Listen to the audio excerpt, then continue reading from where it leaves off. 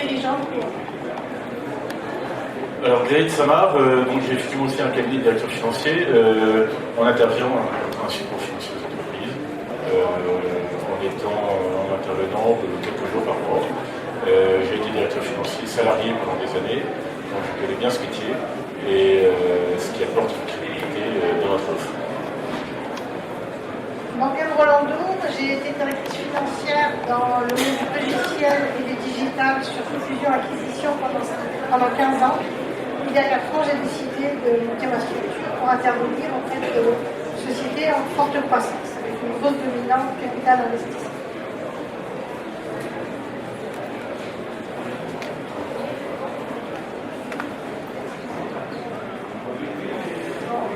Alors,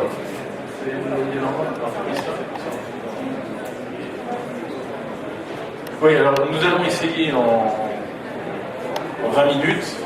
Nous avons l'ambition de vous faire comprendre quels sont les mécanismes possibles pour contenir une crise de cash dans une entreprise. Il y a plusieurs choses, il y a plusieurs outils. On ne pourra pas rentrer dans le détail pour chacun de ces outils, mais on va essayer de vous les faire comprendre et de vous donner un panel de possibilités sur lesquelles vous pouvez agir. Et ça vient de notre expérience de directeur financier dans les entreprises. Donc c'est très opérationnel et très pratique.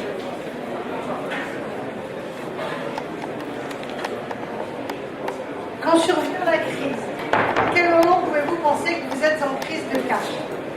C'est le moment où vous n'avez plus assez de liquidité, plus assez d'argent pour faire face à vos dettes à court terme. Vos dettes à court terme, c'est vos fournisseurs, c'est vos salariés, vos cotisations sociales, le remboursement de vos emprunts, l'épuisement de vos découvertes. Donc en bref, c'est la panique. Est-ce que vous savez exactement où vous en êtes? Comment vous avez fait pour arriver à ce stade? Quels sont les éléments, un élément déclencheur de cette situation?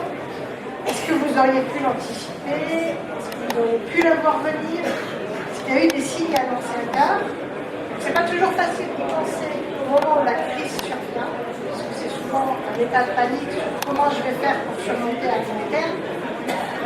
Mais quand même, prendre un petit peu de feedback, regarder en arrière, soit à très court terme ou à moyen terme, c'est important. Est-ce que vous avez des prévisions de trésorerie? Est-ce que vous avez pris le temps d'élaborer sur un tableau, que ce soit mensuel ou hebdomadaire, de regarder quels vont être vos encaissements, quels vont être vos décaissements, quels ils ont été dans un passé très proche?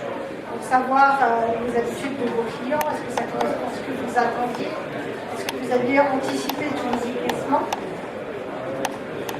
C'est une démarche qui peut être fastidieuse, effectivement, puisque vous êtes occupé à développer votre business, à aller chercher des clients, mais qui peut se révéler positive et judicieuse pour éviter de se retrouver à court et justement perdre les bénéfices de tout ce business. Alors, ouais. Voilà à quoi peut ressembler un tableau de trésorerie. On n'est pas obligé d'aller sur le dernier logiciel à la mode. Excel, qui est un tableur de base que chacun connaît, vous permet de suivre vos encaissements et vos décaissements, qu'ils soient d'exploitation ou d'investissement, et pareil pour vos décaissements. Le faire et voir si, une fois par mois minimum, vos prévisions correspondent à ce qui s'est passé en réel est très important pour distinguer les tendances. Est-ce que vous êtes trop optimiste sur les encaissements de vos clients? C'est relativement souvent. Est-ce que vous êtes réaliste? Est-ce que vos fournisseurs vous laissent autant de temps? Je vais remercier très vite. Est-ce que vous avez un plan de financement? La trésorerie, c'est le jour qui vous tient sur 12 mois. Le plan de financement, ça va être les grandes lignes de la stratégie de l'entreprise qu'on va transformer en flux de trésorerie sur 3 à 5 ans. Donc ça permet de savoir le plan de financement. On va faire un petit tour pareil sur tout ce qui peut être durable dans la société, sur tout ce qui peut être d'exploitation. Alors, je crois que certains prennent des photos. On peut vous envoyer toute la présentation par la suite. L'objectif, c'est que ça puisse vous servir. ou elles seront disponibles sur SlideShare après ça. Je donne toutes ces coordonnées. Pour savoir quels sont vos besoins durables, à quoi vous devez faire face, et quelles sont les ressources qui vous permettent de faire face à ces besoins. Les ressources viennent bien sûr de l'exploitation, mais au départ, pas que. Alors je reviens sur ma slide de départ.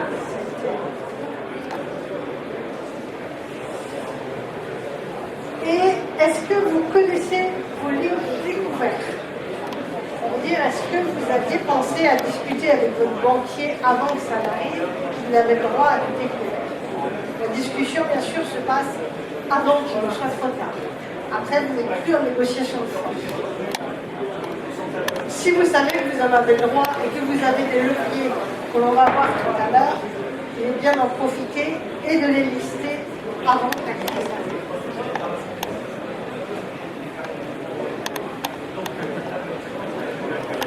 Maintenant, d'où vient la panne? Avant d'envisager des solutions aux problèmes, c'est comme dans un diagnostic médical, on n'a pas que les symptômes, on a aussi toutes les causes qui vont être prises en compte. Est-ce qu'elle vient d'une source interne? Est-ce qu'elle vient d'une source externe? Est-ce que c'était prévisible? Est-ce que c'était imprévisible? Parce qu'on a aussi des catastrophes qui peuvent arriver liées à des cours de marché des matières premières. Si tout d'un coup, il y a une tempête en Ouganda et que le prix du cacao flambe, c'est quelque chose que vous ne pouviez pas forcément prévoir. Alors que les congés payés de vos salariés et qu'ils ne fassent pas de business pendant ce temps-là, normalement, vous avez le moyen de le savoir. C'est ça, à cause de... Est-ce que vous aviez des outils pour le savoir? Oui. Et quels sont les impacts sur votre entreprise? Est-ce que c'est un impact fort, en longtemps? Est-ce que c'est un impact léger? Est-ce que c'est juste un trésorerie, le temps d'avoir un encaissement? Le temps de recevoir une subvention, qui sont des sources de financement très profitables, mais dont on ne maîtrise pas la date d'encaissement. Est-ce que c'est sérieux? Est-ce que c'est la liquidation d'un de vos clients qui faisait 50% de votre chiffre d'affaires? Donc toute cette analyse vous permettra de voir comment remonter la pente, quelles vont être les actions que vous allez devoir entreprendre.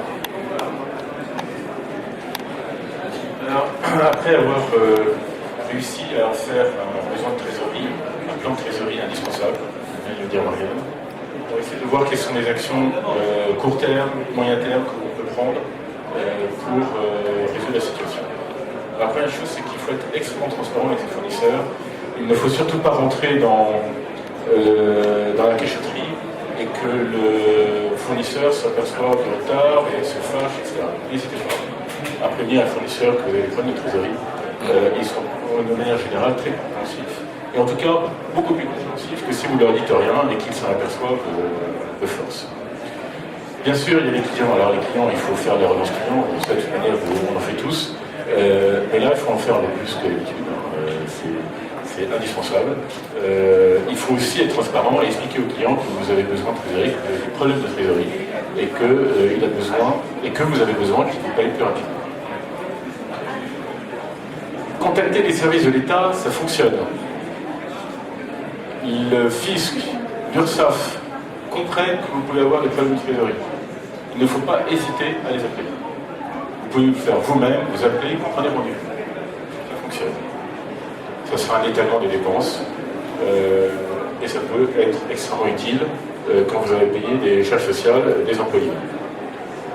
C'est pas compliqué, vous faites le numéro de votre SIE et voilà. Et vous prenez rendez-vous. Alors bien sûr la banque. Alors la banque, ça c'est déjà le fait que j'en parle, c'est déjà trop tard. Vous n'imaginez pas le nombre d'entreprises qui contactent leur banquier quand ça va mal. Ben, c'est trop tard. Les banquiers, ils font le même boulot que tous. Ils sont là pour gagner de l'argent comme n'importe quelle entreprise. Et ils ne prêtent pas à des gens qui ont des problèmes d'argent. C'est la base. C'est quand vous n'avez pas de problème d'argent que vous allez voir vos banquiers. Vous négociez un découvert de trésorerie. Vous négociez un prêt. Donc bien sûr, il faut quand même aller voir quand ça va pas bien. Bien sûr, il faut le prévenir. Mais ne comptez pas un centime de leur part pour vous aider dans ces moments-là. Mais vous les prévenez, vous leur dites que vous avez un problème de trésorerie, que vous allez faire au mieux pour vous en sortir. Bien sûr, c'est indispensable. Donc si vous allez bien en ce moment, invitez à déjeuner votre banquier tout de suite.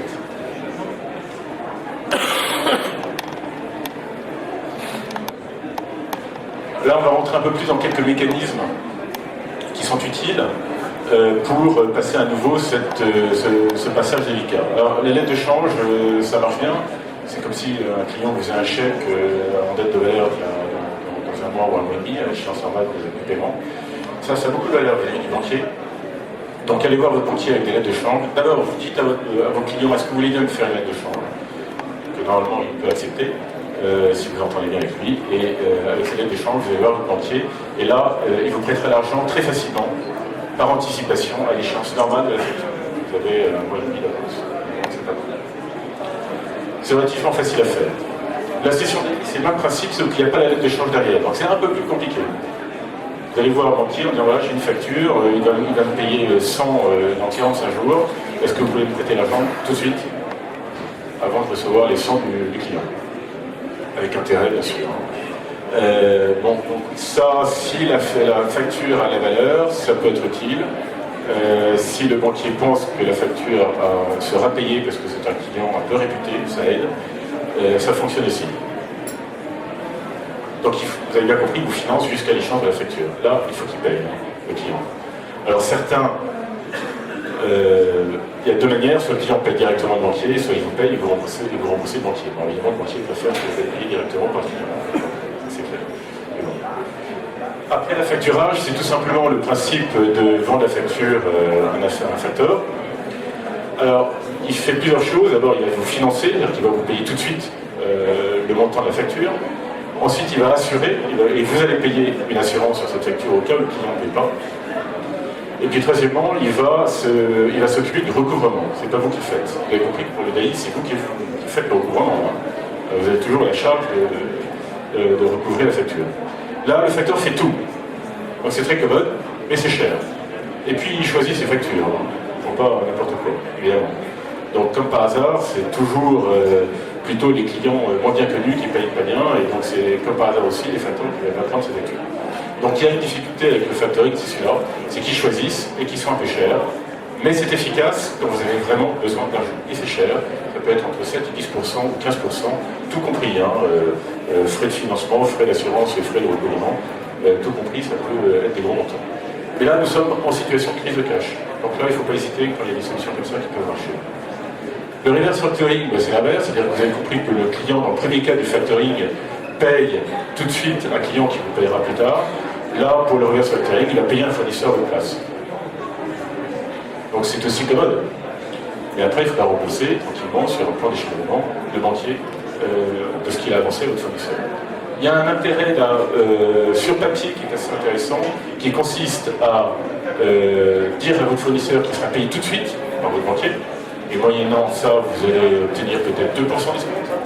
Et ces 2% d'escompte vont couvrir les intérêts que va vous demander votre banquier pour avoir payé plus tôt. Et ça peut être une opération d'autre. Bon, ça c'est sur papier, ça peut marcher, on peut aussi approcher, mais c'est jamais totalement couvert. L'avance en concurrent, je rappelle ça parce que c'est quand même une base très utile. Alors ça c'est la meilleure solution à une crise de cash. Mais n'oubliez pas que tout ça est une solution pour répondre à un problème de cash ponctuel. Bien sûr, derrière, il faut savoir pourquoi vous avez des problèmes de cash et quelles sont les actions de fond qu'il faut faire pour ne plus en avoir. N'oubliez pas. Là, on vous donne des méthodes pour éteindre le feu, pas pour éteindre les braises qui peuvent ressortir à n'importe quel moment. Traitement plus musclé, c'est contacter la médiation du crédit. La médiation du crédit, c'est un service de l'État gratuit qui aide les entreprises en difficulté à obtenir des prêts. Ça serait bête de s'en passer. Alors voilà le numéro et vous les appelez. Et vous leur dites, moi, je n'arrive pas à m'en sortir, les banquiers ne prêtent plus, évidemment, pour que vous n'avez plus d'argent. Il ne faut pas compter sur eux. Et donc, la médiation du crédit va trouver des solutions, va trouver une solution pérenne, et peut être très utile. Ce sont des gens très bien, que nous connaissons, que nous avons rencontrés, et qui peuvent être très utiles et gratuits. Enfin, gratuits, ce sont les impôts qui les payent.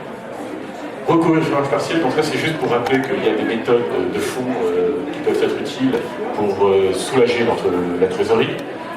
Et puis les deux dernières étapes, ce sont des étapes un peu plus compliquées qui rentrent via le tribunal de commerce. Je voudrais quand même signaler pour ceux qui ne le savent pas, cette procédure de conciliation, elle n'est pas forcément très connue. Je ne sais pas qui la connaît dans la salle, mais c'est très utile. La procédure de conciliation, ça consiste très simplement à aller voir le tribunal de commerce vous-même, avec vos états comptables sous la main, et vous lui dites, moi, je ne vais pas bien, je vais avoir un problème très rapidement, je ne sais pas comment je vais payer mes salariés, je ne sais pas comment je vais payer mes fournisseurs.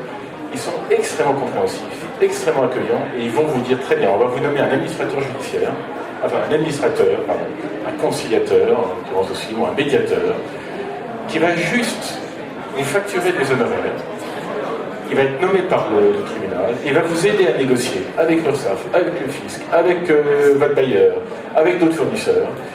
Et c'est extrêmement utile. Des honoraires qui montent sont compris entre 10 et 20 000 euros. Ça c'est cher, au moment où vous n'avez plus d'argent. Mais il va vous aider tellement à étaler vos charges que ça va être finalement très rentable. C'est très soft. Vous avez toujours la conduite de la maison, vous avez toujours le carnet de chèques, toujours la signature. Ça dure 4 mois, plus un mois éventuellement avec son signe. Ça s'appelle aussi le mandat ad hoc. Ad hoc, médiation 160, c'est le même principe. Et puis alors après, on arrive évidemment dans là je ne vais pas m'étendre, on arrive dans les procédures plus compliquées de cessation de paiement, procédures collectives.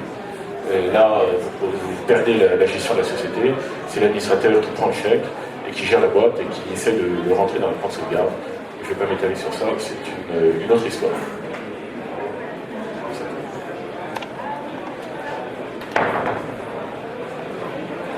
Une des solutions pour éviter la crise de cash va être de passer en mode prévention. Donc, mettre en place des outils de pilotage de votre cash.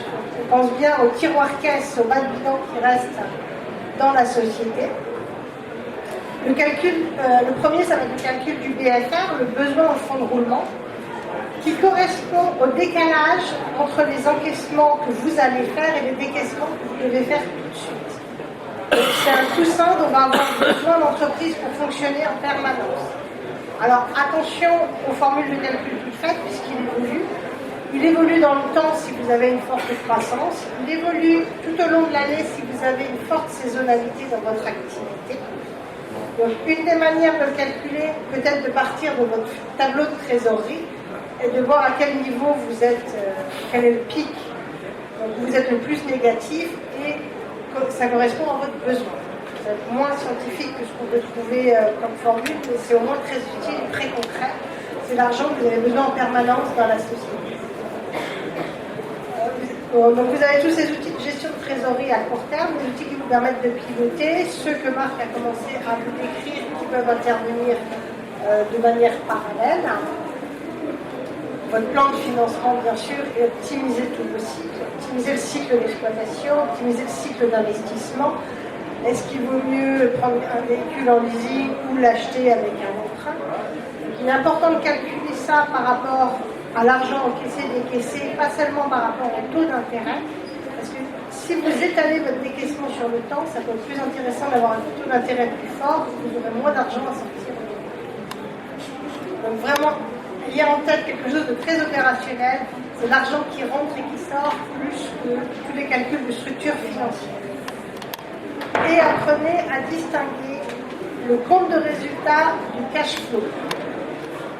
Le cash, c'est les liquidités qui vous restent en main. Le compte de résultat, c'est ce que vous avez réussi à facturer à vos clients, l'état des produits et des charges. Mais il faut prendre en compte tous les aléas qui sont liés au chiffre d'affaires. Donc les aléas sont des délais de règlement, des délais de négociation, les délais de livraison, c'est aussi vos conditions générales de vente, est-ce que les litiges sont possibles sur un chiffre d'affaires, est-ce que votre client est solvable, tout ce qu'on n'a pas forcément marqué dans le contrat. On a émis la facture, on peut le mettre en chiffre d'affaires, mais est-ce qu'il va se matérialiser en euros sonnants et trébuchants sur votre compte? C'est pas la même opération. Donc bien penser les deux et avoir un réflexe, c'est le cash, qu'est-ce qui reste comme liquidité dans la société. Et prévoir une zone de tampon par rapport aux aléas. Si vous avez un livreur qui met un mois de plus, c'est un aléa auquel vous devrez faire face et qui va peser sur le retard d'encaissement.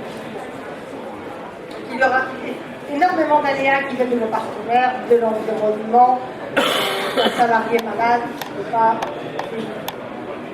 Donc vous pouvez aussi faire des choix qui impactent votre trésorerie.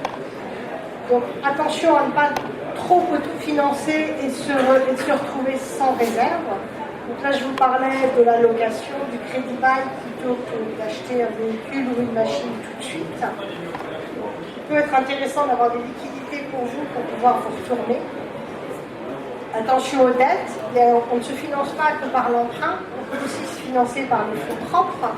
Les fonds propres, c'est ce que vous mettez vous-même, mais c'est ce que vous pouvez trouver avec vos associés, votre famille, des investisseurs. Et avoir des ratios cohérents. Et vous avez aussi un acteur comme la BPI qui va pouvoir tout vous donner aujourd'hui, qui peut garantir certains de vos emprunts, garantir certaines de vos créances. Donc, allez les voir, il existe énormément d'outils. Dans les emprunts, on a aussi des prêts qui vont être moins exigeants qu'un emprunt à la banque au départ. Ils vont être moins exigeants qu'un emprunt à la banque au départ, mais peuvent vous permettre d'avoir une première marge pour ensuite négocier un emprunt. Il existe beaucoup de sortes de financement, là on en trouve beaucoup. Pouvoir avoir un équilibre entre ces différentes formes de financement va faire que ce sera vous qui contrôlerez le cash et vous ne serez pas entre les mains d'un banquier qui vous a prêté beaucoup, qui peut couper le robinet, ou d'un actionnaire qui serait tout seul en face de vous, qui peut avoir une force un petit peu importante. En résumé aussi, c'est augmenter votre business, c'est bien, mais savoir quand il va rentrer et être encaissé dans votre entreprise, c'est vital.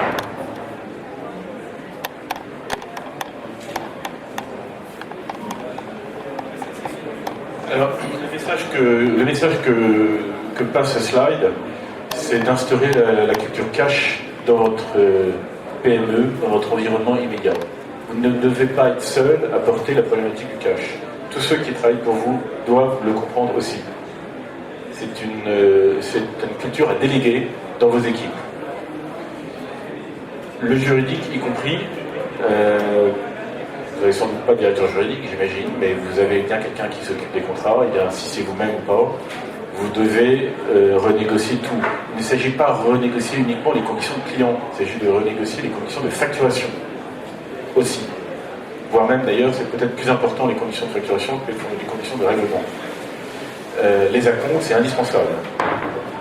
Alors tout ça dans la mesure du possible. Et ce sont des trucs vraiment à mettre en place pour la suite. La politique de relance client, c'est indispensable aussi, bien évidemment, vous imaginez assez bien, mais il faut y voir clair. Lesquels clients vous devez relancer? Est-ce que vous savez quel retard vos clients?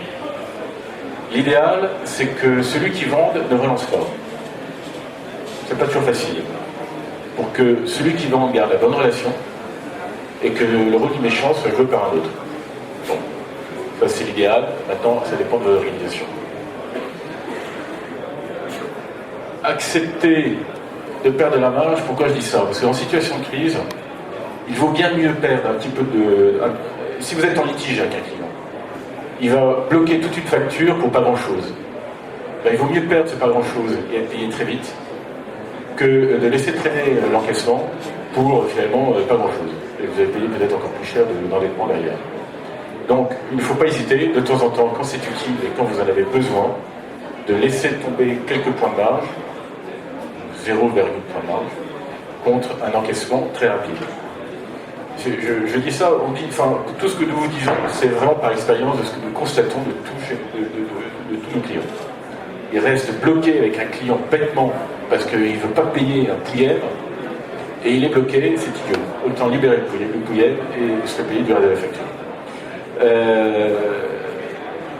Renégocier tous vos contrats, bien naturellement, fournisseurs, clients, vous regardez tout ça, c'est très important. Vos fournisseurs, vous leur expliquez que vous êtes en situation difficile, il comprendra très bien que vous demandiez à payer un peu plus tard, il est mieux pour lui que vous payiez un peu plus tard que pas du tout.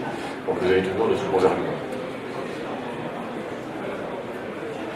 Je crois que c'était dit un petit peu déjà tout à l'heure, mais les aides de subvention auxquelles vous avez le droit, il y en a tellement, hein, les CIR, les CI, les CICE, dans tous les sens, c'est un petit peu de pas en profiter. Le CICE, c'est vraiment très facile, c'est simple. Donc, quand vous avez le temps, profitez-en et prenez le temps de le faire.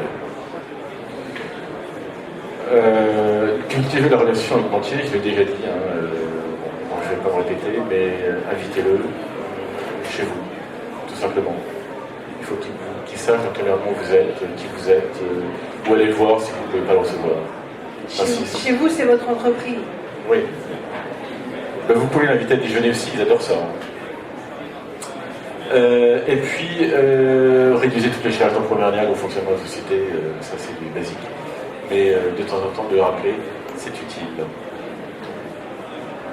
Nous avons fini la présentation. L'idée, encore une fois, c'était de vous donner quelques clés, d'aller puiser dedans. Et voilà, n'hésitez pas, quand vous avez des problèmes de cash, d'aller puiser dans tous ces outils parce que ça fonctionne. Vraiment, ça fonctionne. Moi, j'ai un petit exemple dont je voudrais vous faire part qui vient d'arriver chez un client. C'est une société qui fonctionne en mode gestion de projet étalée sur 24 mois, donc des projets très très longs avec des encaissements clients qui suivent la vie du projet. Il n'avait pas été fait de plan de trésorerie par projet pour savoir exactement à quel moment l'argent allait rentrer et sortir. Au niveau du compte de résultat, c'était très bien.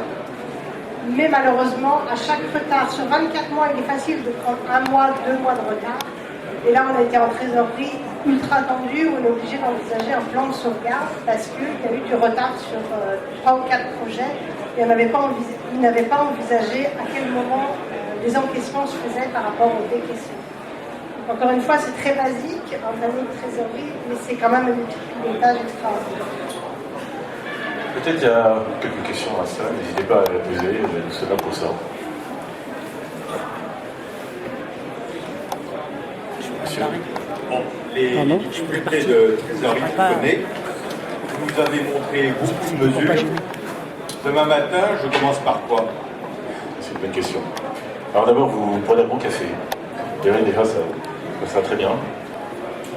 Et ensuite, la deuxième chose que vous faites à 9h05, vous regardez votre balance AG. Vous savez ce que c'est la balance AG? Je ne sais pas qui connaît ce que c'est que la balance AG. Il y a personne qui savent ce que c'est. Balance AG, si vous ne l'avez pas, vous la demandez à votre expert comptable. C'est tout simplement l'échéance de toutes vos factures clients, classées par retard. Vous prenez par date d'échéance, avec le retard associé à chaque facture. Et puis vous vous dites, bon ben, vous prenez les 20 plus gros clients qui font 80% des chiffres d'affaires, et puis vous appelez, ou vous faites appeler. Bon, ça, c'est... Bon, je réponds à moitié sérieusement, mais très sérieusement, il faut, comme vient de nous dire Morgane, savoir exactement où est-ce que vous allez. C'est fondamental. Plan de trésorerie. Vous commencez par ça. Faites rien en réalité de tout ce que je vous ai montré. Vous regardez où est-ce que vous en êtes et où est-ce que vous en êtes dans la crise. Puis quand vous saurez où est-ce que vous en êtes dans la crise, là vous commencerez à puiser dans les méthodes pour les résoudre. La vraie réponse elle est là. Monsieur, je vais juste vous dire, ceux qui veulent qu'on leur envoie la présentation, vous pouvez juste nous laisser une carte de visite et on envoie la présentation à tout le monde. Merci. Concernant la balance AG, je le connais bien vu que je pratique la profession honorable de crédit manager. Et si j'ai une expérience à partager, c'est quand je suis arrivé sur un nouveau poste il y a 4 ans. Il faut savoir que la comptabilité des comptes clients justement de la balance AG est déplorable. En général, c'est une source de perte d'argent énorme de trésorerie. Je suis arrivé, étant comptable à la base, ça j'ai fait un nettoyage en appelant les clients, en leur posant des questions. Comment se fait-il que vous ayez des factures aussi en retard, de 3-4 ans, ça arrivait. La personne m'a demandé d'envoyer un grand livre, donc la liste de toutes les opérations comptables, notamment les factures. 2 semaines, même pas une semaine et demie après, j'avais une demande d'envoi d'une quarantaine de factures. Une semaine après, j'avais 700 000 € de payés par le client. Une grande marque comme le Printemps ou le Galgac. Voilà, donc des fois, il faut être clair dans sa comptabilité. Il faut être clair dans sa comptabilité. Et si vous ne voulez pas de problème, engagez des crédit managers. C'est un métier d'avenir et vous n'aurez plus de problème de cash. Vous faites crédit manager à temps partagé aussi, monsieur? Ne partager ou complet, c'est un métier qu'on ne connaît pas bien et qui permet de faire beaucoup d'économies à terme et très rapide. Non, mais surveiller les créances de ses clients, savoir C'est pourquoi fondamental. ils ne vous payent pas, ça peut être juste parce que vous ne les avez pas rappelés, donc la relance est fondamentale. En France, les gens ne payent pas spontanément, on a des habitudes de le faire plutôt après 2 ou 3 relances. Donc plutôt y aller gentiment, mettre en place une procédure de relance et surtout suivre qui est en retard, pas en retard, que ça ne cache pas un litige avec le client. Merci beaucoup. Question à gauche. Ouais, c'est une question toute simple en fait. On relance les clients, on leur parle, mais quels sont les moyens de pression qu'on a vraiment sur eux en fait? Alors, les moyens de pression, on essaye de les mettre quand vraiment il n'y a plus de discussion possible. Si vous pouvez couper les robinets de ce que vous faites dans la prestation, ben, c'est ce que vous faites. Dans vos conditions générales de vente, est-ce que vous avez prévu un mode de rétorsion s'ils ne vous payent pas? Vous êtes plutôt dans les services ou dans la... C'est un gros machin physique que je vends, une fois qu'il est vendu, il doit me payer. Voilà. Vous restez propriétaire tant qu'ils ne vous ont pas payé? Donc vous pouvez commencer à voir avec eux comment vous avez récupéré votre machine et puis voir quelles sont les réactions. Autre chose aussi, vous demandez un acompte. Déjà, ce que vous avez récupéré, c'est vraiment important. Le client sera engagé en même temps. Merci à vous. Merci. Oui, madame. Dernière question. Désolé, on a un atelier dans 7 minutes qui commence. Oui, dernière question. Allez, vite.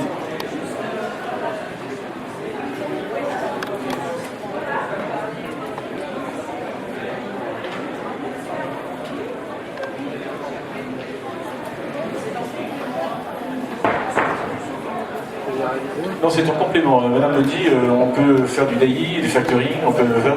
C'est en complément de ligne de crédit, impossible. Vous pouvez avoir un découvert, vous pouvez avoir une ligne de crédit, vous pouvez avoir du DAI, la facturage. Alors, tout ça, parce que vous voulez. Alors, un choix dépend de deux. Il y a 2 critères pour faire votre choix. L'urgence de la situation et le coût.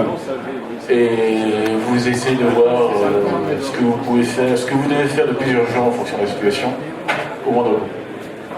Alors, je vais présenter un peu par ordre de tout à l'heure. La facturage étant plus cher, mais le découvert est aussi assez cher. Donc, il faut savoir à quel prix il le fait. Le moins cher, c'est d'avoir des concours associés. Le moins cher, c'est les capitaux, les associés, capitaux propres. Merci. Merci.